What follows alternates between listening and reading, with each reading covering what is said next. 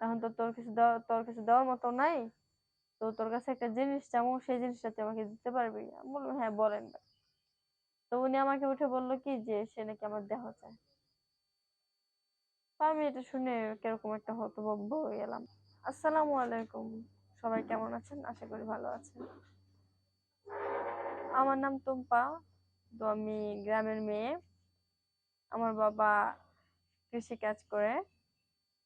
তো এখন বর্তমানে আমি আছি ঢাকা গাজীপুর। এখানে থেকে আমি গার্মেন্টস জব করি। আমি পেটে দেয় আজকে গার্মেন্টস আসছে।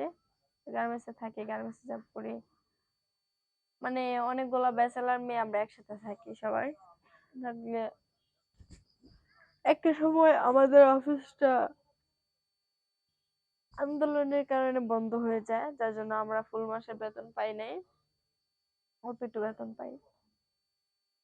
যার জন্য আমার দোকানে আবার 5-6 হাজার টাকা বাকি ছিল, ঘর ভাড়া বেঁচে গেছে। এখন আমার কিছু করার মতো ছিল না হাতে, কি করবো বুঝতে পারতেছিলাম না। তাই ভেবে এখন আমি মনে করেন যে একবারে ভেঙে পড়ছি। তো বাড়িওয়ালা চাপ দিছে রুম ভাড়ার জন্য, রুম ভাড়া দেওয়ার জন্য। তো দেখেন আমি এখন রুম ভাড়া কোথা থেকে দিই, কারণ আমার জব তো কোনো কিছু নাই। আমি আবার বলছি যে আমার চাকরি নাই, আমি কোথা থেকে রুম ভাড়া দেবো। উনি আবার এটা বলছে যে আমার এত কিছু দেখার নাই, তুমি কোথা থেকে রুম ভাড়া দেবে, কি দিবা না দিবে ওইটা আমার দেখার বিষয় না, তুমি রুম ভাড়া দিবা ওইটাই আমি জানি। এই কথা বলার পর আমি ভেঙে পড়লাম যে আমি এখন কি করবো, রুম ভাড়া তো এখন বর্তমানে আমার কাছে নেই। আমি ওনাকে দিয়ে কোথা থেকে নেবো রুম ভাড়াটা? তো কি করবো, এক পর্যায়ে ভেঙে পড়ছি। ঘরে চাউল ডাল কিছুই নেই, বেশ কিছুদিন চলে গেছে। তারপরে আমি একদিন বললাম কি যে দেখেন আমি তো রুম ভাড়া দিতে পারতেছি না, দরকার অন্য কিছু দেই, তাই না? কি দিবি তুই? আমি বাড়িওয়ালাকে বললাম যে আপনি যা চাইবেন তাই দিব। তো ওই দিন আবার বাড়িওয়ালার বউ বাসায় ছিল না। বউ বাসায় ছিল না, আমি বাড়িওয়ালা আমাকে ডেকে নিচ্ছে, নিয়ে আমাকে বলতেছে দেখ তোর বিয়ে শাদী হয় নাই, তার ভিতরে মনে কর আমার বাসার মধ্যে এতগুলা করছো, রুম ভাড়া বাজাইছো, যেমনি হোক তোর এগুলা কিন্তু করতে হইব, দিন টিন ভাঙতে হইব।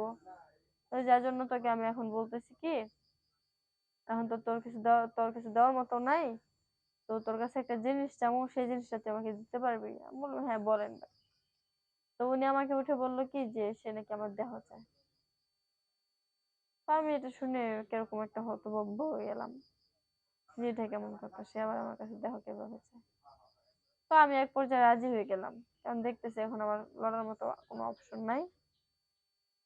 রাজি হয়ে যাই। রাজি হওয়ার পরে মনে করেন বেশ কিছুদিন যায়, তারপরে এভাবে আমাদের ভিতরে কাজ চলতে থাকে। তো আবার আমার বাড়িওয়ালার যন্ত্রটা অনেক বড় ছিল, যেটা দিয়ে আমি প্রাপ্য সুখ পেতাম। তো হঠাৎ করে একদিন আবার অফিস খুলছে, আপ ডাউন করি। তো বাড়িওয়ালার বউ বাড়িতে আসছে, এখন তো মনে করেন আমার সুখ নেওয়া হয় না, অফিসে ব্যস্ত থাকি সব সময়। তারপর মনে করেন বাসায় আসে, আছে বাড়িওয়ালার বউ, এখন করার মতো কোনো কিছু নাই। সেজন্য অফিসে যখন যাই তখন মনে করেন সব কি দিয়ে মিটাবো। তো আমাদের লাইনম্যান ছিল, লাইনম্যানের সাথে পটায় পটায় নিলাম,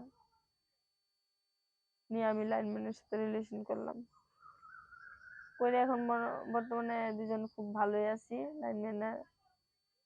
লাইনম্যানও আমাকে সুখ প্রাপ্য পাবে দেয়, আমিও লাইনম্যানকে ভালোভাবে এনজয় দিই, দিয়ে মনে করেন এখন ভালোভাবে জীবন যাপন কাটতেছে। তো সবাইকে এটাই বলি, ভুল কোনো রাস্তা বেছে নিও না, যদিও কখনো কষ্ট হয়ে যায় সংসার চালাতে, নিজের পায়ে দাঁড়াতে চেষ্টা করো। এটাই আমার উদ্দেশ্য কথা বলার। তারপরেও মনে করেন আপনাদের কাছে এটাই কওয়া, কখনো এসব কাজ করবেন না। জব না পেলে বসে কোনো একটা কিছু কর্ম করার চেষ্টা করবেন।